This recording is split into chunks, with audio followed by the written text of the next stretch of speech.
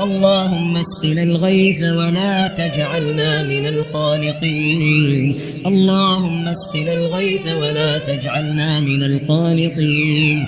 اللهم أغثنا، اللهم أغثنا، اللهم أغثنا.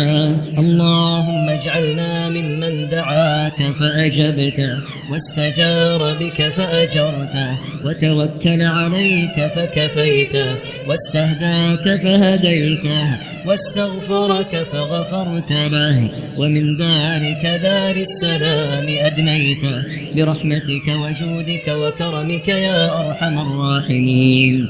ربنا تقبل منا إنك أنت السميع العليم، وتب علينا إنك أنت التواب الرحيم، وتوفنا مسلمين وألحقنا بالصالحين.